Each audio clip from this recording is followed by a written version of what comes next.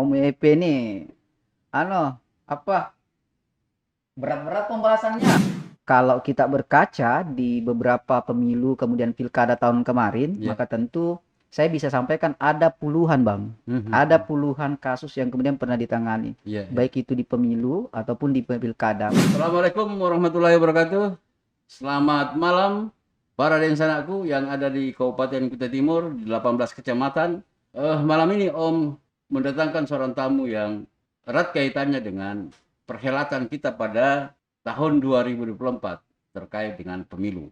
Kenapa erat kaitannya? Karena beliau adalah pengawal pemilu ini agar pemilu ini bisa bagus, pemilu ini bisa berkualitas. Karena pemilu berkualitas juga pada akhirnya akan melahirkan pemimpin yang berkualitas. Pemilu merupakan jalan yang lapang untuk menciptakan demokrasi. Namun dalam prakteknya bahwa masih banyak hal-hal yang perlu dibenahi di dalam praktek-praktek demokrasi, khususnya di dalam hal pemilihan. Olehnya itu, untuk membahas terkait dengan itu, malam ini Om EP mengundang Ketua Bawaslu Kutim. Saya panggil Bapak, tapi adik saya panggil Dinda aja. Dinda Aswadi. Assalamualaikum, Dindaku. Waalaikumsalam. Apa kabar ini? Alhamdulillah, Ya. baik, Kanda.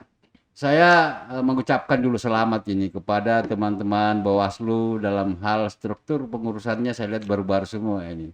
Iya, betul. Semua yang kemarin itu nampaknya demisioner. Dan saya bersyukur Adinda salah satu orang mengatakan pemuda cemerlang Kuting yang menjadi ketua Badan Pengawas Pemilu di Kabupaten Kutai Timur. Itu di struktur itu dari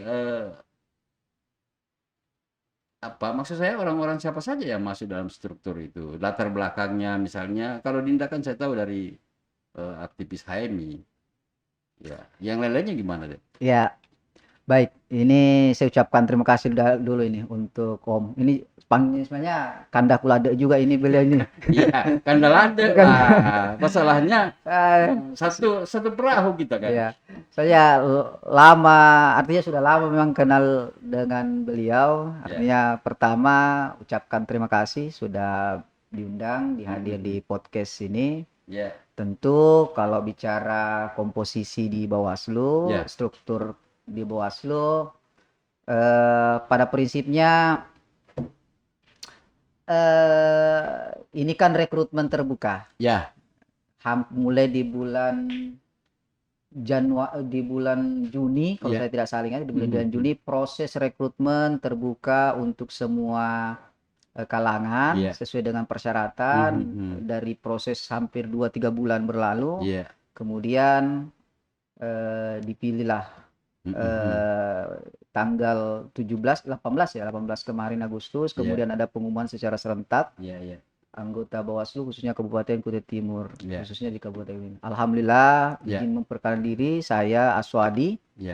Kemudian di rapat bersama teman-teman di 5 pimpinan itu ditunjuklah bahasanya gitu ya. Secara disepakati lah. Ya, betul. Disepakati lah untuk jadi ketua Bawaslu. Pada prinsipnya ini latar belakangnya bervariasi kan dah? Bervariasi ya. Saya lihat ada yang dari, tapi rata-rata aktivis sih sebenarnya. Saya lihat juga tuh mantan-mantan aktivis dari organisasi ekstra kemahasiswaan. Saya lihat itu, dan memang tepat lah itu. Jadi mereka sudah punya pengalaman bagaimana menginvestigasi sebuah persoalan ketika mereka masih aktif di dunia kemahasiswaan. Saya melihat di situ ada GMNI, ada PMI, tapi bukan membawa organisasi itu, tetapi memang mereka dipilih berdasarkan klasifikasi yang dibutuhkan oleh Bawaslu. Iya, betul. Kalau saya lihat, kalau ini dilihat dari latar belakang, saya pikir clear ya, Kanda. Clear. Semuanya punya ada latar belakang, aktivis, rata-rata aktivis sih, luar biasa semua. Kemudian, tapi kalau sudah di Bawaslu, maka kemudian sisa satu kata itu kami Bawaslu. Iya. Prinsipnya begitulah. Tidak ada Tidak istilah ada kemudian saya dari sini kamu ya dari sana. betul. Mhm. Proses pengambilan keputusan dan sebagainya juga Iya. kolektif kolegial. Iya, Jadi iya. saya pikir kalau setelah masuk di Bawaslu maka kita coba berusaha untuk tanggalkan yang demikian. Iya, Jadi iya. sekarang siapa? Ya Bawaslu. Bawaslu. Kemudian kalaupun banyak yang kemarin ya saya pikir selesailah. Nah, tapi kalau Kutim ini kan sama-sama paham semua sebenarnya, rata-rata teman semua seaktivis ini. Iya. Nah, yang menjadi salah satu penentu pemilu berkualitas itu kan dari teman-teman di Bawaslu sebagai badan pengawas tuh. Nah, Dinda kan juga pengalaman tuh di Bawaslu kemarin sebagai mungkin staf di situ atau apa? Iya, saya dulu staf Bawaslu. Sebenarnya kalau bicara pengalaman di Bawaslu sendiri, Kanda, saya di 2014 itu sudah bergabung di penyelenggara di staf Panwas Kecamatan Sangatta Utara dulu waktu itu. Kemudian di 2015, kemudian 16 juga di staf Panwas Kabupaten dulu, masih Panwas dulu, sebelum jadi advokat.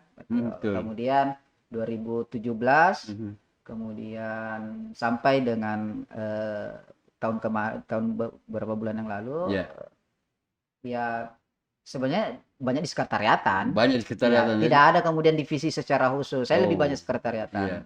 Tapi kan di situ juga sudah ada pengalaman tuh, bagaimana mengelola Bawaslu ini sehingga Bawaslu ini betul-betul sebuah lembaga yang independen dan betul-betul bisa melaksanakan fungsi dan tugasnya sesuai dengan aturan yang ada di Bawaslu itu sendiri.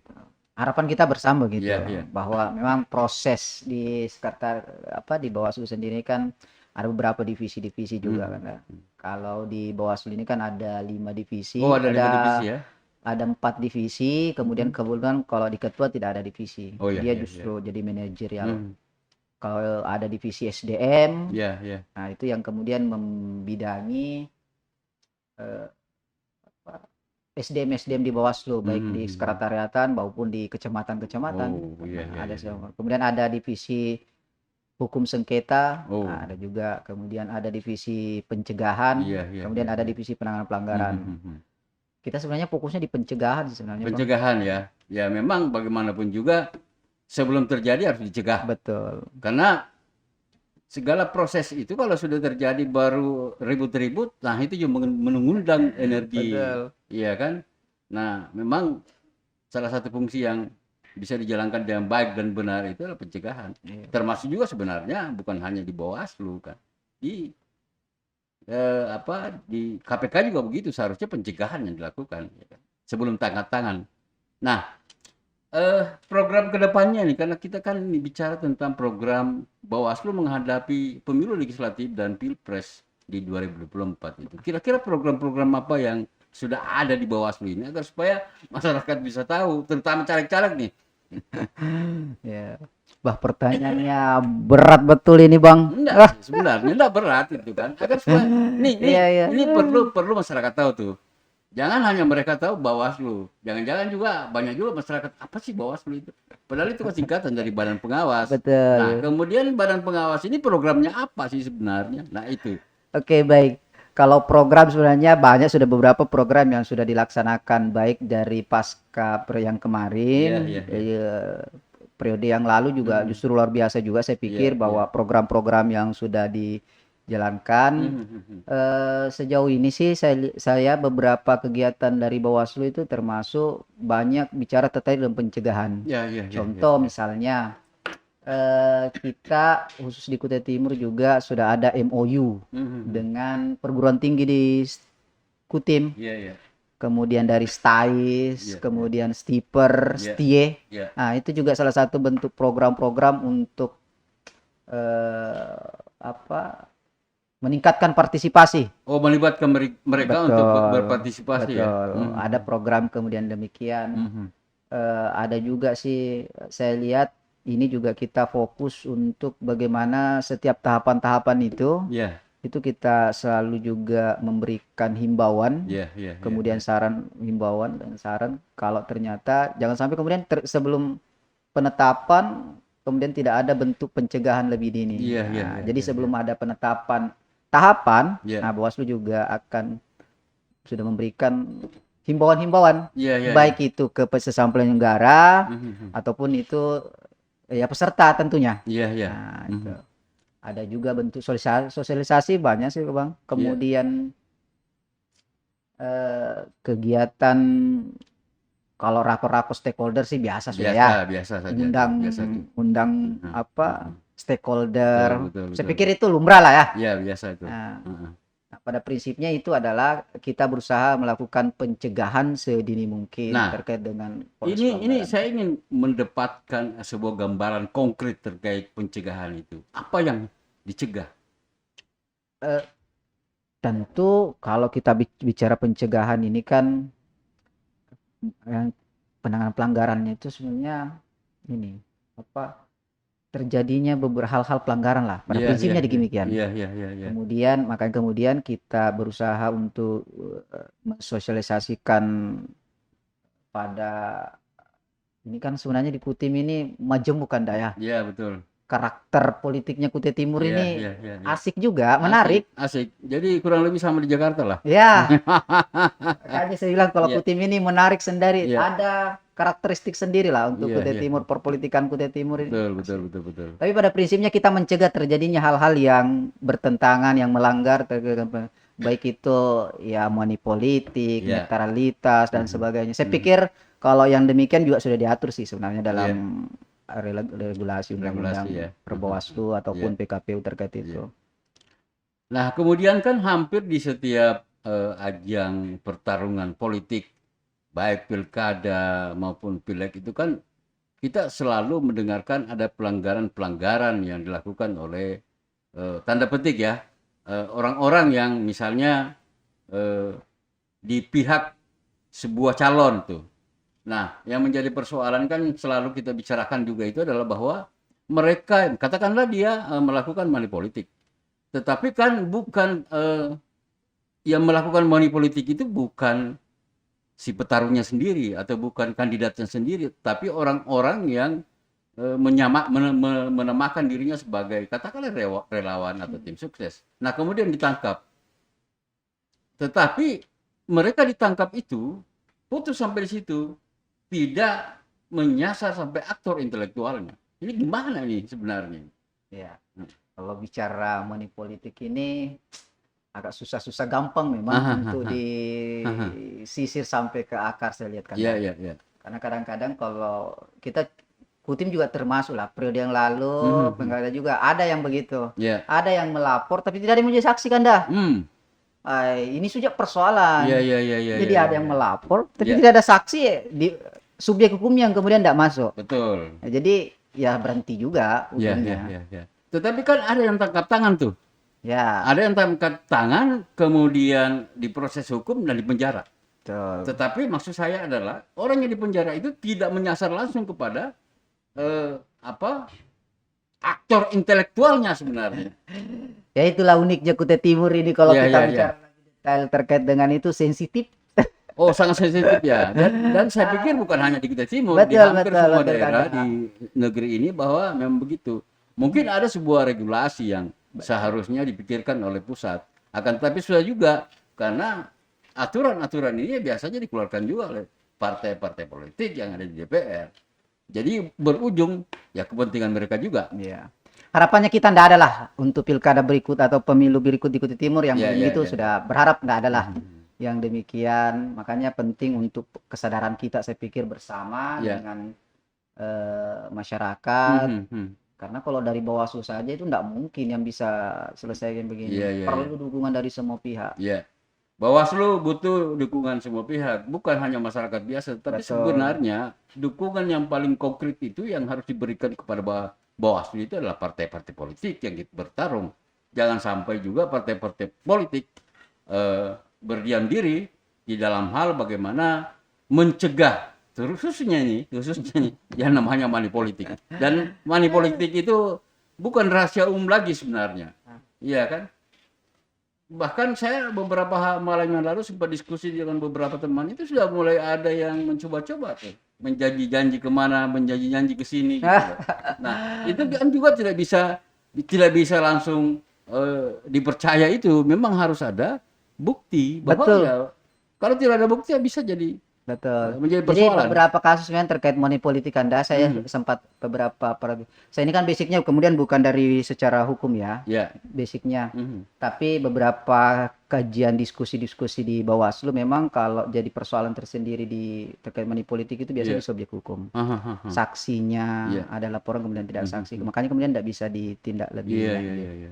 Saya sih secara pribadi, secara kelembagaan juga berharap bahwa ya begitu. Saya berharap ya kesadaran kita bersama lah. Tadi ada yang disampaikan itu tahapan-tahapan tadi itu. Nah, pencegahan apa di bidang tahapan itu yang disampaikan apakah dia sebagai kandidat atau partai politik atau sebagai penyelenggara seperti di KPU? Ya, ini kan seperti contoh sekarang ada tahapan pencalonan ya. Nah, kita juga menghimbau sebelum masuk ke tahapan masuk di kampanye nanti itu untuk kemudian salah satunya bahwa memastikan bahwa yang terdaftar sebagai calon itu juga sudah memenuhi syarat yang betul-betul sudah diverifikasi lah dengan baik dan benar. Itu yang kemudian kita sampaikan kepada penyelenggara bahwa memastikan bahwa tahapan sebelum kemudian muncul tahapan, maka himbauan dari Bawaslu juga artinya pencegahan sehingga jangan sampai kemudian setelah penetapan justru ada hal contoh kasus misalnya ini kan banyak teman-teman dari caleg bacalek lah masih bacalek kalau ternyata masih ada BUMN apa dan sebagainya segera karena kan saya lihat di PKPU-nya juga melarang untuk itu. Kita juga memastikan untuk hal-hal demikian. Jadi di Bawaslu pada prinsipnya salah satu program yang kemudian secara nasional secara bahwa kita berusaha untuk setiap tahapan itu kita memberikan himbauan sebelum adanya penetapan dari teman-teman dari KPU.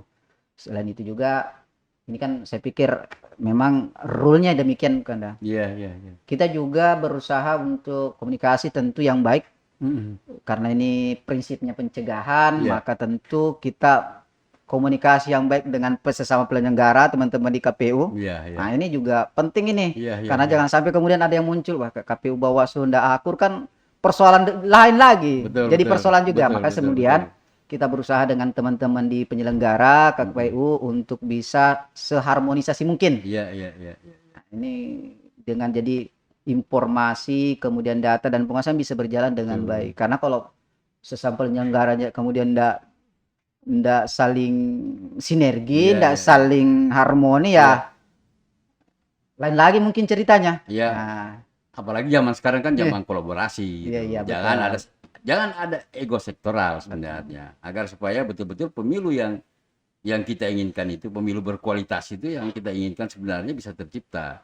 Jika ada itu kan urusannya KPU bukan Bawaslu. Wah, itu jauh tuh. Tapi saya melihat dari periode ke periode antara Bawaslu dan KPU itu kan memang kompak tuh. Gitu. Nah, kemudian tadi disinggung ternyata yang dicegah itu kalau dia masih misalnya bekerja sebagai karyawan badan usaha milik negara ataukah badan usaha milik daerah. Nah, kemudian apanya itu? Kan ada juga tuh. Saya dengar ada RT yang ketua RT, apakah masuk dalam larangan itu? Kalau di Bawaslu itu saya juga sudah sampaikan dikaji teman-teman di Bawaslu bahwa ini RT-nya di Bawaslu itu kemudian tidak punya cakupan lebih jauh sampai ke RT memang kan. Jadi kita biasa nyampainya di desa. Iya, karena kan maksudnya itu RT juga jadi itu kan aparat pemerintah di tingkat paling dasar. Nah, kalau dia maju kan bisa mempengaruhi. Kalau saya lihat ada di dalam peraturan Mendagri kalau saya 18 ya kalau saya tidak salah itu juga memang ada diatur itu. DRT kemudian rukun tetangga sama dusun itu diatur tersendiri dia. Ada larangan tidak boleh berpolitik dan sebagainya. Memang saya lihat juga Bawaslu nggak bisa sampai ke sana, kita sampainya ke desa. Oh. Ya, jadi mungkin itu nanti bisa dari desa langsung, kemudian aparatur desa yang kemudian memberikan penyampaian lah mungkin himbauan terkait dengan demikian. Tapi kalau kita Bawaslu langsung ke RT, itu belum dapat saya regulasinya kan Oh, belum ada ya? Iya. Oh, ada batasan. Batasan. Itu ya? juga sudah bawa. Jadi kalau di RT ya pasti desa. Kita bisa himbau untuk desa netralitas perangkap desa, kepala desa sampai di situ. Tapi untuk RT itu belum. Tapi saya lihat RT ini kan juga bagian dari di desa yang kemudian makanya saya bilang di desa itu lebih. Iya, jadi maksud saya begini, ada ketua RT misalnya kan maju sebagai caleg, tetapi tidak melepaskan jabatan dia sebagai ketua RT. Itu kan juga sangat berpengaruh tuh terkait dengan mudah-mudahan tidak ada dikutim Bang ya. Ya mudah-mudahan tidak dikutim. Iya kan? Karena itu kan juga melanggar sebenarnya. Kalau misalnya dia tidak melanggar secara hukum, mungkin dia melanggar secara etik. Iya kan? Jadi ada etika yang dilanggar. Karena dia bagaimanapun juga namanya ketua RT itu adalah penyelenggara. Panjang juga kalau pembahasannya RT ini Bang. Oh iya, itu penting. Perlu didiskusikan lebih dalam nanti itu yang RT ini. Apalagi di Kutimnya ada forum-forumnya kayaknya. Nah, forum RT, apalagi kalau dia ketua forum RT lagi kan. Iya, dan itu sangat berpengaruh terhadap netralitas penyelenggara negara, walaupun dia di basic paling bawah sebenarnya. Tapi pada prinsipnya saya juga yakin bahwa untuk Kutim ini masyarakatnya Pak Anda sudah cerdas lah, sudah pintar-pintar. Jadi hal-hal yang terkait dengan yang disampaikan tadi saya pikir wah enggak, Kutim yakin kok saya Kutim ini sudah warga-warga kita cerdas untuk memilih. Ya dia akan pilih ya sesuai dengan apa yang memang terbaik menurut masyarakat. Enggak lagi kemudian adakah 1000, adakah 100, enggak. Saya pikir saya yakin masyarakat Kutim itu sudah cerdas untuk pemilih itu. Tapi tentu juga kita perlu kemudian sadarkan secara sembari kemudian sosialisasikan bahwa politik itu juga memang penting untuk kita secara bersama. Dan hal-hal serupa ini memang kita harus suarakan. Betul. Agar supaya masyarakat itu semakin sadar. Gitu. Betul Bang, betul. Karena bagaimanapun juga, kan ini sudah banyak nih saya pantau dari luar, saya pantau dari teman-teman. Itu sudah mulai ada pergerakan-pergerakan. Apa maksudnya kamu catat namanya orang minta KTP-nya? Tujuannya apa kan? Iya kan? Betul. Tapi itu kan tidak bisa dipantau oleh Bawaslu secara keseluruhan, kecuali yang mencatat itu, lalu kemudian di converge dengan orang-orang yang dicatat namanya itu, apa maksudnya? Ya kan bisa digiring tuh. Sebagai satu pelanggaran sebenarnya. Ya itulah uniknya Kutai Timur ini. Sambil minum kopi Pak. Silakan. Kalau sama Om EP ini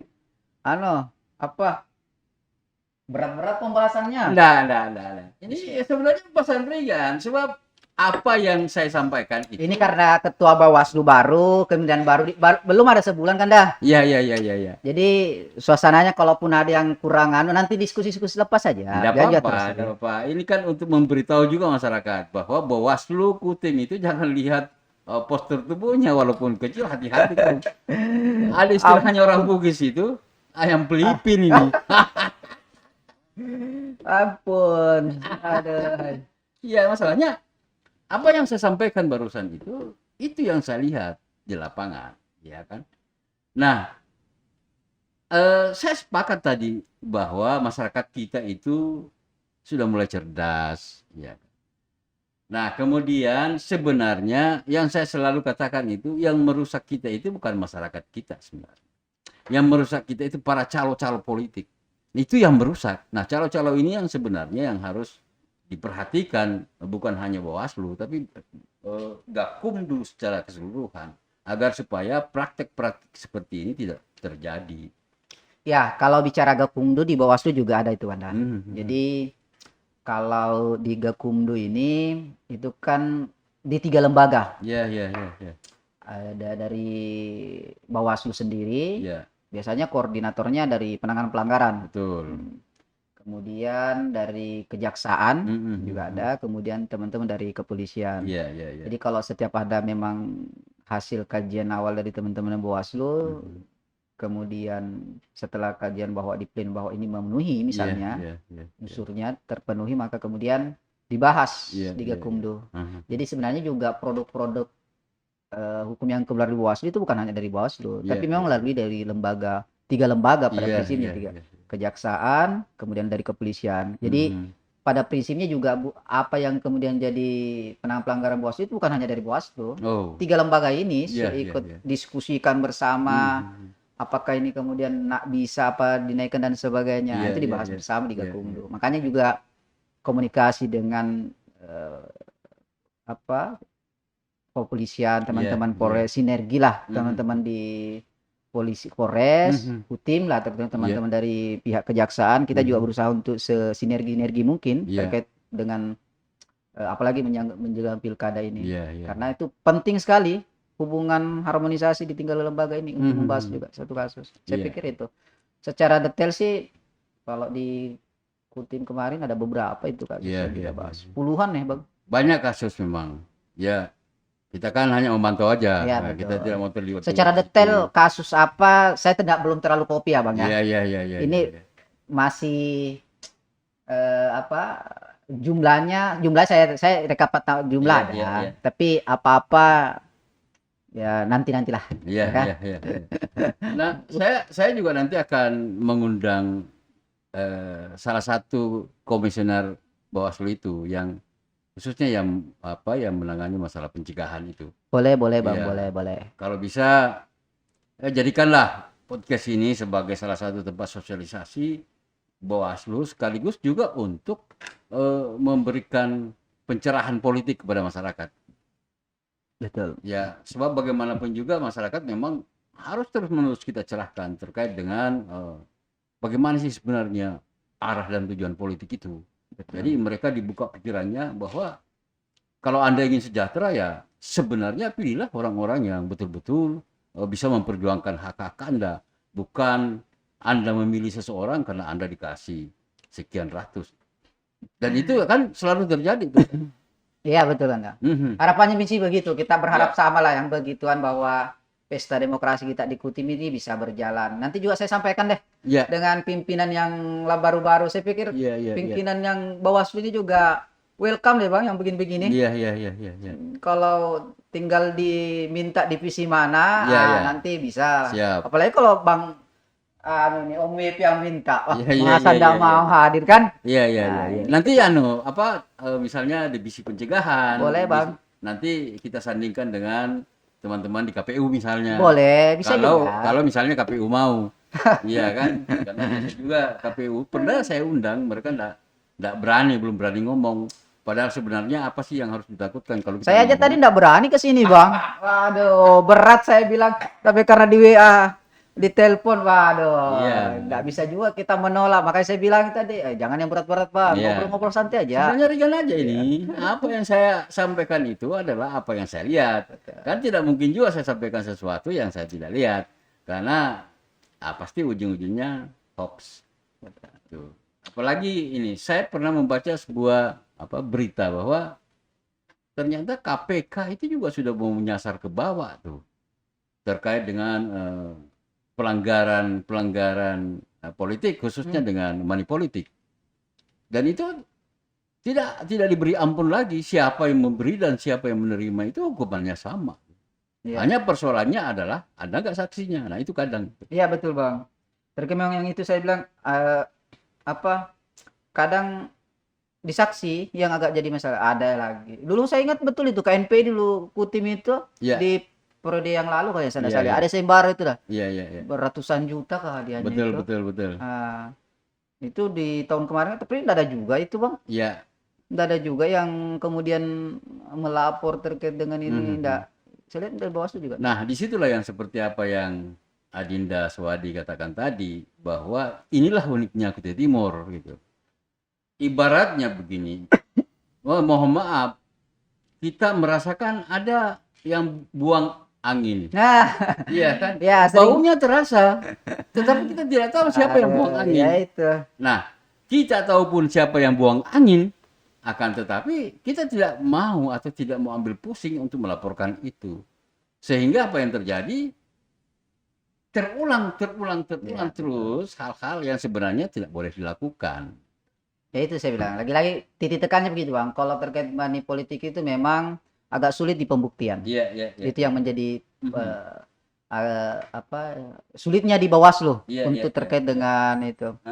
Ya pasti memang sebelumnya itu sudah pernah ada yang demikian Bang, tapi Iya, ya itu saksinya, pembuktiannya iya. orang kalau duitnya sudah dibelanja ya susah juga Nah, itu itu dia.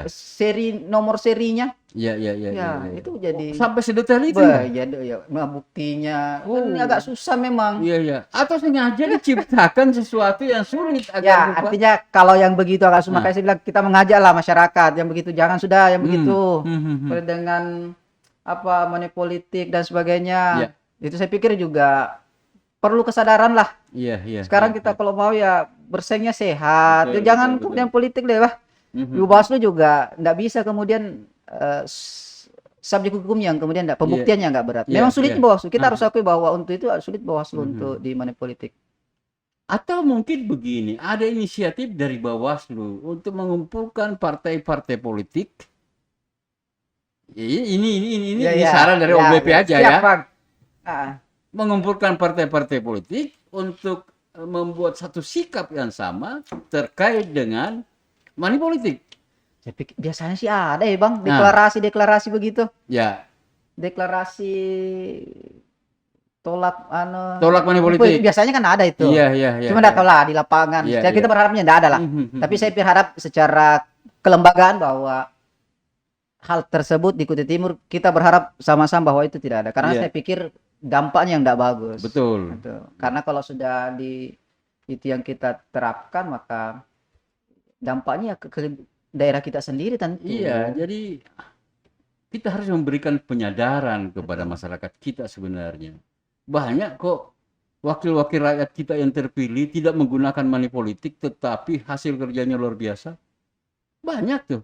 Tetapi banyak juga, ada juga bukan banyak, ada juga yang terindikasi dia duduk menggunakan money politik tapi kita kan tidak melihat kinerjanya itu.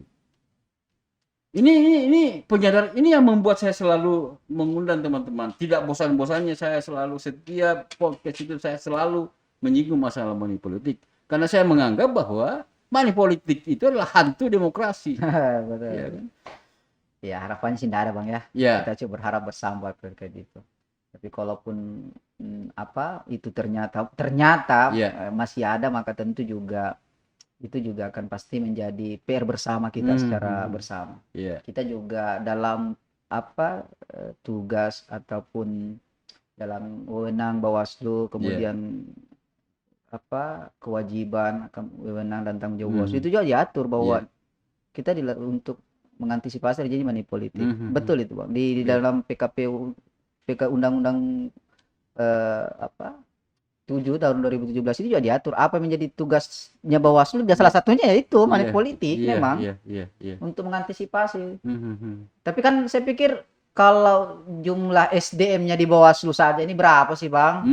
Terbatas kita. Ya, makanya saya bilang di kabupaten itu berapa, Panwascam berapa, kemudian PKD juga cuma satu di desa.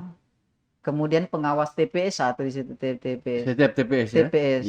Artinya jumlah SDM kita mungkin tidak sampai 2000 deh untuk penyelenggara pemilu khususnya di Bawaslu itu. Semuanya nanti itu sudah semua dengan pengawas-pengawasnya lah sudah. Dengan jumlah pemilihan lebih 29914 itu ya. Iya.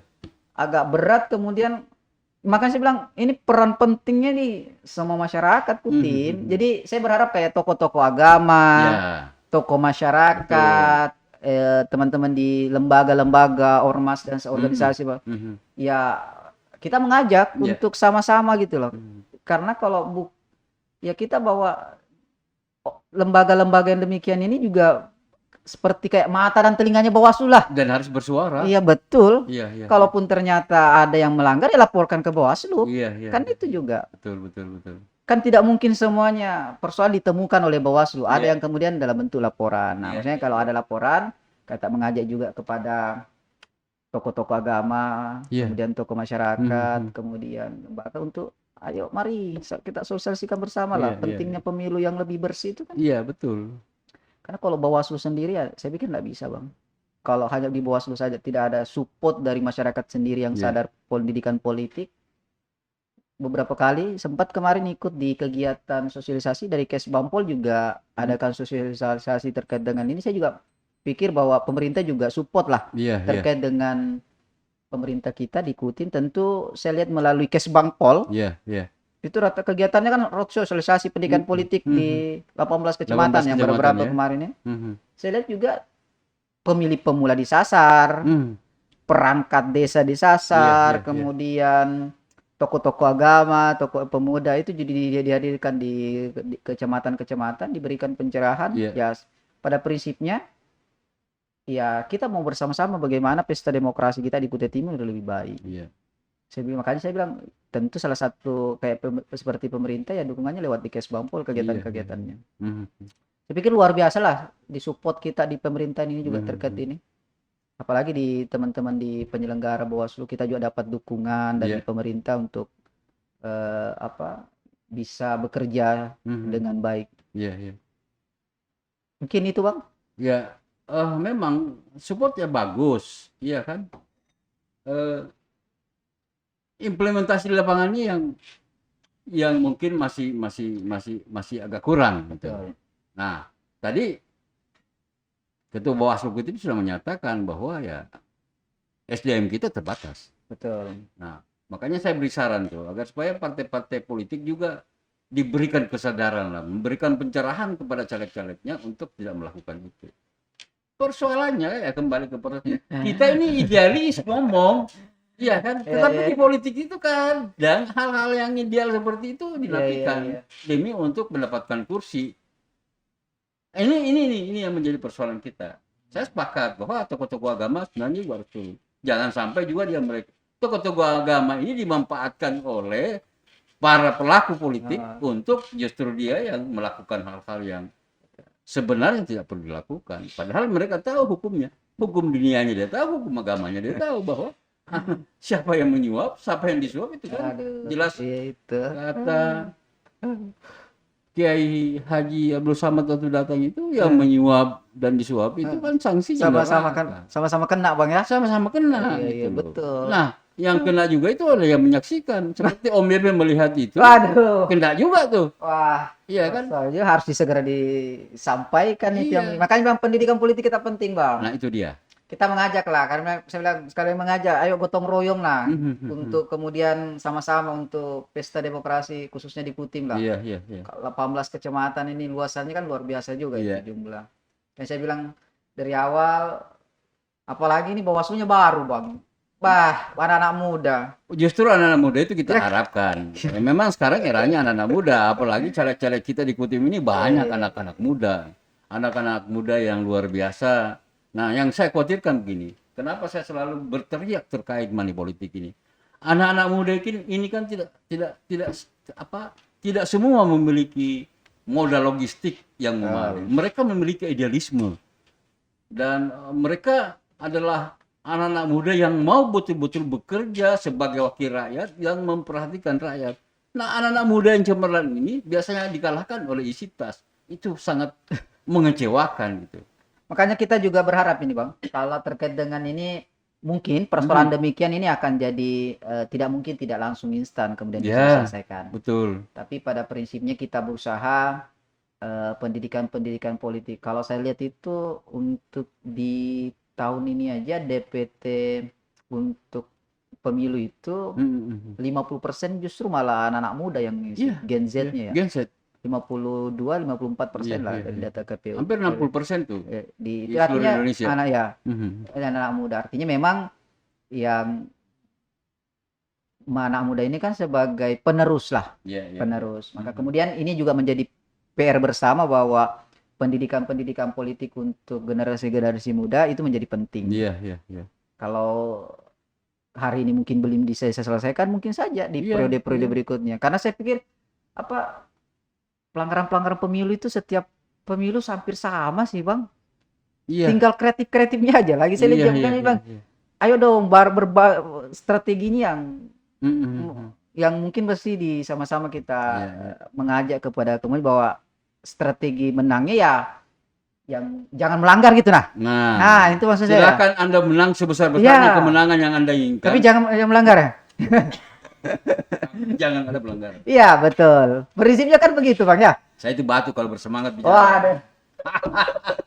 Apalagi kalau sudah bicara money politik. Waduh luar biasa. Karena bagaimanapun juga kualitas sebuah daerah itu ditentukan oleh wakil-wakilnya yang ada di DPR. Kan sedih juga kita itu, Dinda, bahwa anggota DPR diisi oleh ibu. Bukan berarti ibu rumah tangga itu tidak bisa apa-apa, bukan. Tetapi kan kita lihatlah hasilnya apa. Banyak wanita-wanita yang luar biasa yang kita miliki di Kutim. Akan tetapi dikala oleh isi tas oleh wanita-wanita lain. Akhirnya wanita-wanita yang berkualitas ini tertinggal. Iya kan? Akhirnya apa yang dihasilkan? Itu memprihatinkan. Makanya saya bilang, money politik itu adalah hantu demokrasi. Betul. Iya kan? Nah, dan itu yang harus kita selesaikan bersama, Bang. Ini sebenarnya ini memang betul. Makanya bilang ini pentingnya podcast begini kan memberikan juga sosialisasi sebenarnya. Nah, itu dia. Podcast begini kan juga memberikan apa? Karena kayak Bawaslu ini kan pengawasannya dua, Bang. Dua alam. Iya. Alam nyata, kemudian alam maya juga. Ya, jadi jangan juga bilang di maya, kita juga lakukan pengawasan. Di media sosial itu ya. Iya, betul. Iya. Jadi makanya kemudian beberapa yang mungkin di beberapa pemilu yang lalu juga mungkin sudah himbauan-himbauan terkait dengan dunia maya juga kita sampaikan. Karena jangan sampai kemudian ada sebaran berita-berita hoax dan sebagainya. Kemudian yang begitu sih sebenarnya termasuk kemudian yang biasa yang kemudian muncul itu ya ASN ini. Kita juga berharapnya yang, tapi saya lihat sih beberapa di Kutim ini mulai setiap instansi juga sudah sosialisasikan, dari pemerintah juga sosialisasikan untuk netralitas kok saya. Saya lihat ada hampir semua lembaga Kutim ini sudah ada papan netralitas, Bang. Itu juga pentingnya itu. Dari dulu sebenarnya digaungkan itu sejak reformasi. ASN harus netralitas. Jangan lagi sama di zaman Orde Baru. Sebelum pemilu kita sudah tahu yang menang. Kan dia bilang kalau bicara kalau ke isunya ASN itu, saya mungkin nantilah bisa lebih detail sama teman-teman. Siapa tahu tiba-tiba nanti dari Bawaslu nanti ada lagi pimpinan yang lain datang kan bisa lebih detail lah ya. Kalau saya kan kulit-kulitnya aja nih, Bang. Ini kan pengantar. Iya, betul. Artinya salah satu isu-isu yang muncul itu yaitu kemudian netralitas. Kalau di Bawaslu ini kan langsung biasanya kalau yang begitu langsung dari KASN itu. Iya. Nah, kehadiran Ketua Bawaslu malam ini sekalian memperkenalkan bahwa Dinda yang walaupun kelihatan dari sisi postur tubuh kecil, tetapi kebanyakan orang kecil itu hati-hati loh. Iya kan? Banyak menteri-menteri kita yang tubuhnya kecil, tetapi dalam gerakannya cemerlang, kan? Asal jangan juga kayak menteri apa tuh, enak kita kan. Nah itu pentingnya bahwa kehadiran Dinda sebagai ketua Bawaslu baru di Kutim itu, saya ajaklah untuk mengisi podcast ini kalau bisa 2 kali seminggu sebagai bahan pencerahan kepada masyarakat kita. Karena podcast ini sebenarnya bukan ditonton oleh warga masyarakat Sangatta saja, bukan Kutai Timur saja, bukan Kalimantan Timur saja, tetapi seluruh Indonesia. Dan bahkan sampai di Antartika ditonton ini. Ya, dan saya pikir ini podcast yang masih bertahan dari salah satu yang paling bertahan. Kayaknya sudah Bang di Kutai Timur deh. Alhamdulillah bahwa dulu pernah memang berhenti karena pandemi mungkin, Bang ya. Bukan pandemi, saya ada di Makassar waktu itu 2 tahun.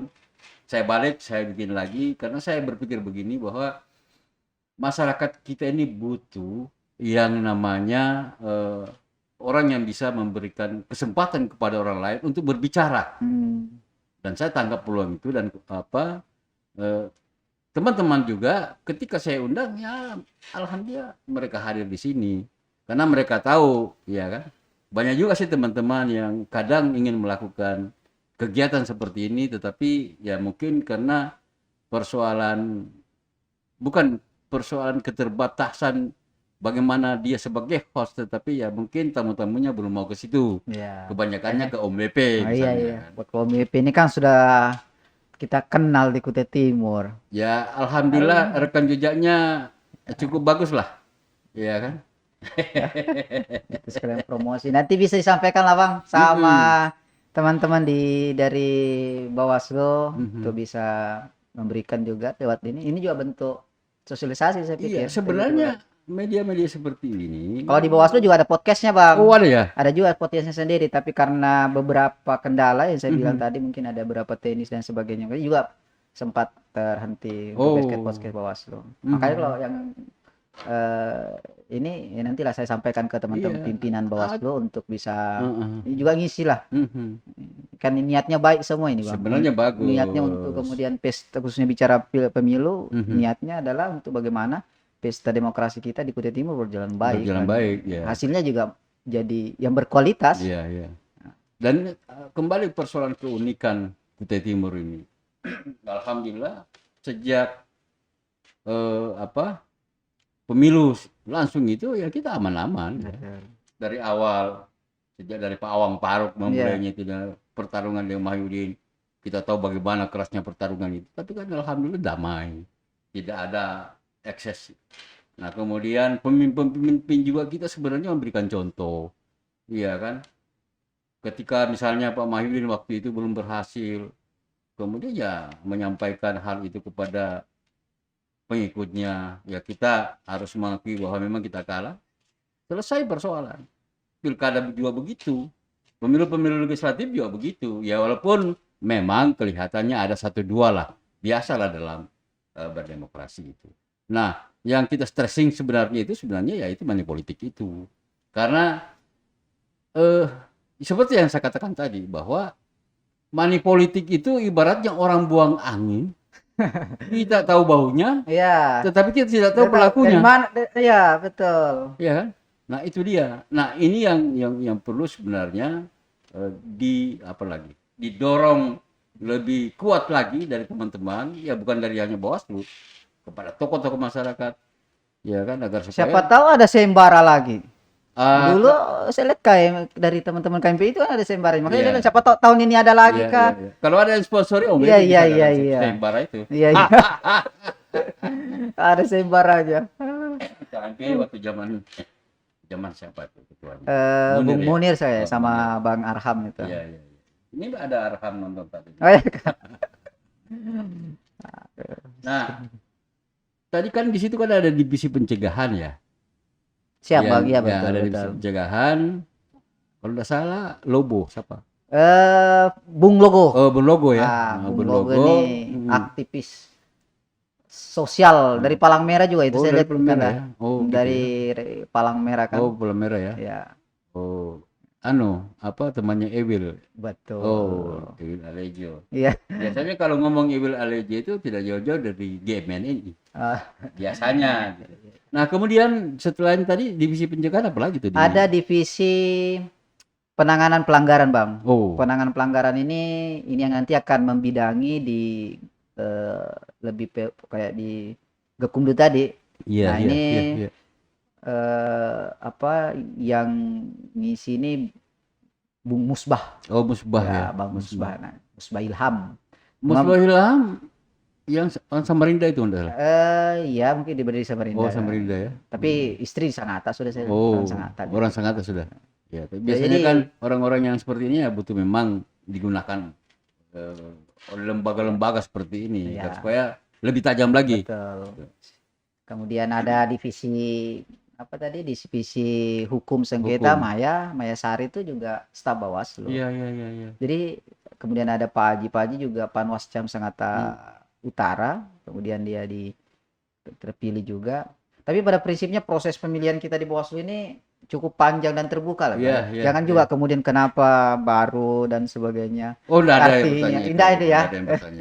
Alhamdulillah. Justru ini prosesnya terbuka, panjang, dan semuanya hampir berapa bulan, 2 bulan, 3 bulan itu justru dari Polda tes kesehatan, psikotesnya dari Polda, semua Kaltim, dari CAT-nya dari BKN, BKN. Jadi hasilnya juga mudah berharapnya kualitasnya lebih maksimal. Iya, jadi begini, kan kita juga berharap dari wajah-wajah yang baru ini, sebenarnya bukan wajah baru sih, Ya sebenarnya betul. wajah lama. Kalau saya sebenarnya sudah banyak Bang, sebelum di Bawaslu kan saya Iya. pikir kayak teman-teman di Kutim ini kan beberapa, termasuk di KMP juga pernah gabung, kemudian di pengurus wartawan, juga PWI Kutim, KMP ikutin, olahraga jangan saya juga, KONI juga ada.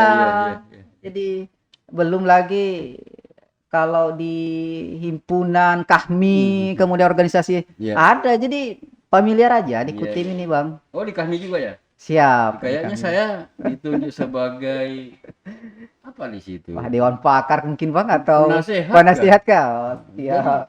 Jadi berhadapan yang menasihatin. Ya itu, makanya saya kalau bicara sama OBP ini luar biasa juga anunya ini.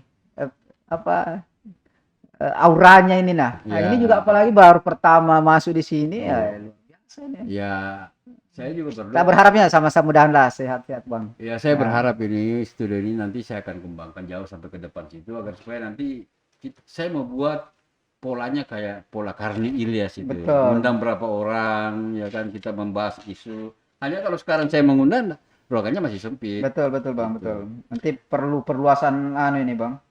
Perluasan. Oh iya, sampai di depan depan. Ya, saya sudah ukur itu ada 9 meter tuh ya, cukup luas lah. Nah, mudah-mudahan niat itu bisa amin dijabat. Nah, kemudian tadi ada juga pengembangan SDM ya. Iya, betul Bang. Ada divisi SDM dan organisasi dan diklat. Nah, ini kemudian membidangi peningkatan kualitas SDM kita di Bawaslu, di Panwascam. Nanti bicaranya terkait dengan rekrutmen, kemudian pengawas PTPS nanti, PTPS yang 1185 ini. Nah, nanti di bawah ini mereka di teman-teman divisinya, divisi SDM untuk yang membidangi itu. Ya kita sih berharap masih banyak juga kemudian masyarakat Kutai Timur yang mau bergabung menjadi penyelenggara, khususnya di pengawas.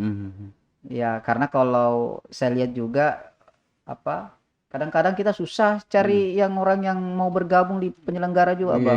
Karena kadang-kadang persyaratannya kadang-kadang jadi berat. Contoh misalnya PNS. Panwascam itu udah bisa jadi PNS, bisa mendaftar, tapi jatuhnya nanti kalau mau cuti. Ya, tapi kan PNS tidak mungkin yang teman-teman begitu. Makanya saya bilang salah satu yang jadi kendala khusus biasanya di rekrutmen itu bicara SDM itu adalah persyaratannya yang kemudian menjadi agak lebih susah. Misalnya bicara usia itu 25 tahun. Kemudian tidak bisa PNS tapi nanti cuti.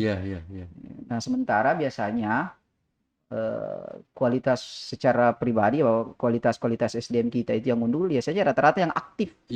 Aktif di mana tuh itu yang unggul, tapi kadang-kadang dibatasi. Saya lihat masih ada sedikit itu yang menjadi perhatian. Nah, kemudian ini kan biasanya Bawaslu kabupaten itu kan dipertemukan di Bawaslu di tingkat nasional, pusat misalnya. Kan ada satu hal yang itu juga menjadi sebenarnya juga penyakit kita di dalam pemilu legislatif itu terkait dengan kertas suara.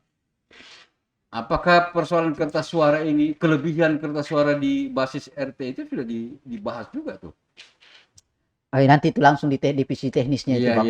Yang terkait dengan kertas. Saya kalau bicara bagaimana jumlah surat suara nanti mungkin ada, bisa saja Kordip yang baru nanti datang, Kordip yang lain bisa bicara detail karena kan tahapan untuk logistik itu juga nanti di bulan Oktober kalau nggak salah saya persiapan untuk tahapan logistik itu nanti di bawah naungan PIC-nya dari Kordip SDM. Nah nanti boleh lah Bang kalau bicara logistik nanti di divisi SDM karena nanti dia yang akan membidangi pengawasan secara khusus terkait dengan logistik. Oh itu yang menangani SDM itu ya? Ya nanti, jadi Bawaslu itu juga sekarang ada istilah per PIC Bang. PIC, jadi Bawaslu ini setiap tahapan-tahapan ini ada bukan lagi dimasuk di satu tahapan. Biasanya kan dulu ada pengawasan. Jadi tidak demikian. Sekarang karena di ketua tidak punya divisi secara umum, tetapi sehingga divisi-divisi ini kemudian nanti dibagi tahapan-tahapannya. Contoh misalnya kayak seperti kemarin rekrutmen pencalonan ini itu dibawa naungan divisi hukum dan sengketa. Ini PIC-nya lah. Nanti di tahapan kampanye itu PIC-nya di kalau saya tahu pencegahan. Nah, masuk lagi di di penanganan pelanggaran. Nanti PIC-nya di logistik, tahapan logistik dan surat pinsu suara itu di SDM. Gitu-gitu dia, Bang. Dulu kan justru di pengawasan semua nempel. Sekarang enggak per PIC, ada PIC-nya. Selain dia di divisinya sendiri, di tahapan-tahapannya kita di Bawaslu, ada PIC-nya per di tahapan. Nanti kalau kita nanti bicara, kan? Kalau kita nanti teman-teman di apalagi Om WP mau bicara di podcast berikutnya misalnya terkait dengan kampanye, bisa PIC-nya kampanye. Ya divisi penanganan pelanggaran dia PIC-nya di situ. Nanti bicara kampanye dan sebagainya. Nanti kalau bicara logistik, pendistribusian, apakah kemudian bagaimana distribusi logistik, surat pelipatan dan lain-lain. Itu di divisi SDM nanti. Begitu. Ya, termasuk pertanyaan saya tadi itu bagaimana mengawasi kertas suara di basis RT itu. Iya, betul. Boleh lah kalau ketua ini enggak ada divisi, Bang. Ini kan terlalu berat. Yang santai-santai. Sebenarnya tidak berat, hanya mancing-mancing aja. Tapi pada prinsipnya itulah, Bang. Di Bawaslu itu ada beberapa divisi itu nanti akan membidangi tahapan-tahapan di Bawaslu. Nanti ada pengawasan per PIC masing-masing. Nah, ini juga perlu disampaikan juga ke masyarakat, kan seperti yang saya katakan tadi, kadang juga masyarakat itu tidak paham itu, tidak ngerti itu. Nah, tugas kita lah yang memberikan pengertian, tugas kita lah yang memberikan pemahaman terkait dengan pemilu ini, agar supaya betul-betul apa yang diharapkan pemilu yang menggunakan dana yang besar ini betul-betul bisa bermanfaat untuk hasilnya kepada masyarakat. Nah, betul. Itu aja sih tujuannya sebenarnya.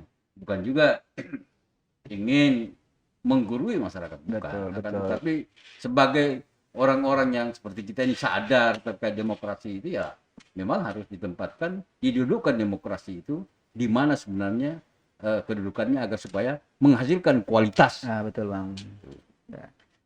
Mudah-mudahan itu teman-teman nanti kita undang satu persatu, kemudian nanti saya sandingkan lah, ada teman-teman saya juga itu yang bisa kita sandingkan, mantan-mantan anggota KPU, dan bisa kita diskusi bersama, apalagi di bidang pencegahan itu. Betul. Bagus. Kemudian di bidang pendistribusian, Algaka misalnya kan. Kalau persoalan tempat-tempat memasang alat peraga itu biasa, tapi itu biasalah. Yang paling krusial itu yang seperti tadi itu. Bagaimana mengawasi kertas suara ini agar supaya sampai ke masing-masing KPPS-nya atau RT. Kalau biasanya sih di Bawaslu saya lihat karena juga pernah pengawasan terkait dengan itu ya. Biasanya kalau di Bawaslu juga mulai enggak tahu lah secara detail nanti ya, Bang. Kalau di beberapa periode yang lalu itu teman-teman justru di Bawaslu juga ngiringi dari tempat percetakan, percetakan, kemudian nunggu di Balikpapan, dari pelabuhan, kemudian ikuti roadshow. Dan saya ingat dulu pernah di tahun 2018 kemudian ada insiden di Teluk Pandan yang jatuh. Itu kan artinya prosesnya pengawasan logistik itu juga Bawaslu akan iringi pergerakan surat suara itu sampai ke ke KPU tempat logistik sampai pergerakan ke kecamatan. Ya biasanya Bawaslu juga akan ikuti itu, Bang. Seperti biasanya biasanya sih di expo, gedung-gedung expo kita akan ikuti sampai ke desa. Nah, itu juga Bawaslu juga perannya di situ dia. Mengawal bersama dengan biasanya teman-teman dari kepolisian. Kemudian TNI yang membidangi mungkin yang biasanya beriringan bersama dengan teman-teman KPU, penyerahan di PPK, nanti setelah PPK nyampe di PPK, nah kita serahkan ke Panwascam untuk kemudian mengawal suara tersebut. Panwascam bagian dari Bawaslu itu. Betul, di tingkat kecamatan. Setelah sampai di PPK, kemudian Panwascam lah yang kemudian yang ikut mengawal logistik itu. Iya, iya.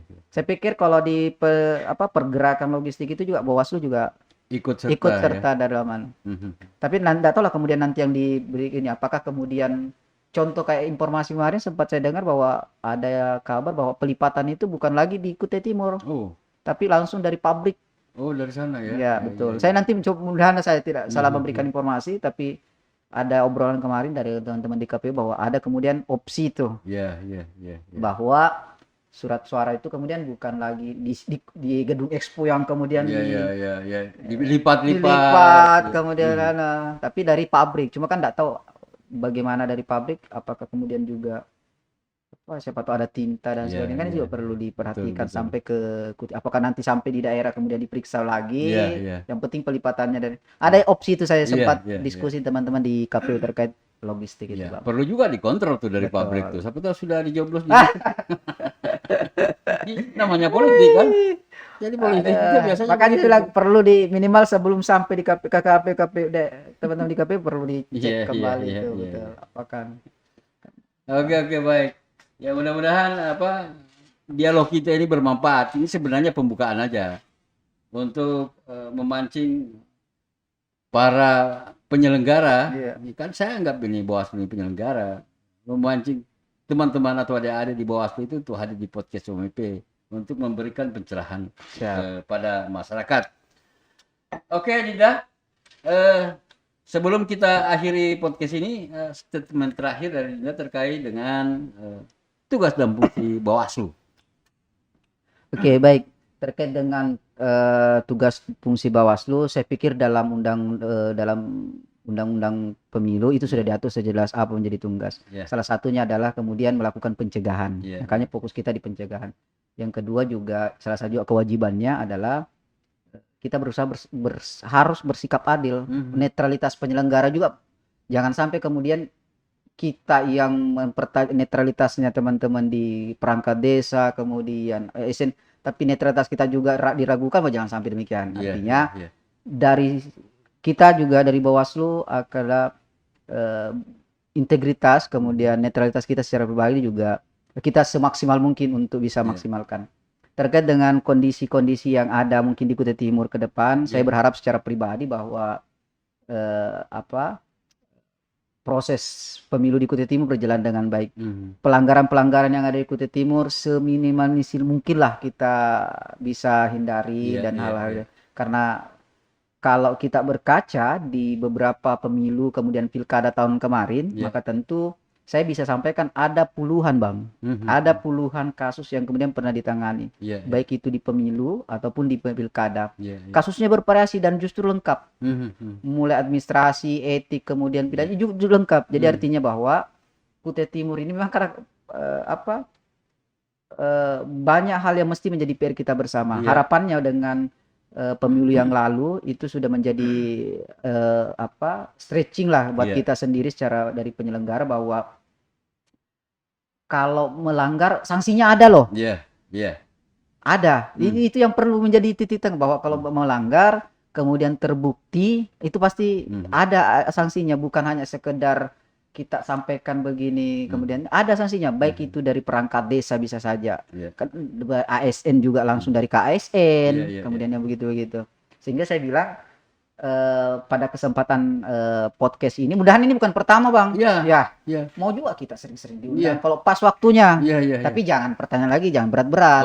Ya kalau ini kan yang simpel-simpel aja ngobrol-ngobrol. Nah, pada prinsipnya bahwa kami berusaha untuk mengajak kepada seluruh lapisan masyarakat tentu Kanda terkait Bawaslu ini kan tidak mungkin mengcover kemudian melihat semua proses yang ada di Kutai Timur, tapi mengajak kepada seluruh masyarakat, lembaga, tokoh masyarakat, partisipasi masyarakat. Apalagi kalau saya lihat partisipasi pemilih kita Kutim juga masih sekitar 70% ya. Artinya kita berharap nanti di grade ya 80-90 atau walaupun tidak sampai 100 ya 90 lah di pemilih untuk Kutai Timur itu bisa naik partisipasinya. Maka peran penting kita mensosialisasikan pemilu di Kutai Timur ini menjadi penting. Saya justru apresiasi lah salah satunya di pasca kemarin kita hubungi saya bahwa untuk di podcast, saya pikir bahwa ini juga menjadi bagian untuk sosialisasi terkait dengan bagaimana niat kita untuk melaksanakan pesta demokrasi ini lebih baik. Nah, kecuali kalau ada niat lain. Nah, tapi kan niat kita untuk bagaimana pesta demokrasi kita baik. Ini juga bentuk ajang sosialisasi. Makanya saya bilang secara terbuka, secara pribadi dan kelembagaan, nanti saya akan sampaikan ke pimpinan Bawaslu yang lain, kalau ada waktu bolehlah jalan-jalan ke Om WP, ada kopinya Bang. Kan kalau ada kopinya, cepat aja kalau ada kopi. Teman-teman aktivis di Kutai Timur itu selalu menyatakan kopi Mujur Jaya. Makanya kenapa muncul istilah Om WP itu? Om WP itu singkatan dari warung pojok sebenarnya. Betul. Walaupun tidak ada warungnya, ya kan? Nah, kemudian Haji Irwan berteriak ketika ada Rocky Gerung datang ke Sangatta tuh. Om WP, nah melekatlah bahasa itu. Oke, Dinda. Itu sip. Saya pada prinsipnya terbuka lah Bang. Saya terbuka, lembaga Bawaslu terbuka untuk bersama-sama dengan semua masyarakat, lembaga ataupun pemerintah sebagainya untuk bisa bersama-sama mengawal demokrasi secara, kita berharapnya harmonisasi. Jadi kalau harmonisasi enak, saya pikir pelanggaran-pelanggaran juga akan menjadi semakin, ruang-ruang itu menjadi lebih kecil. Mungkin itu Bang. Oke.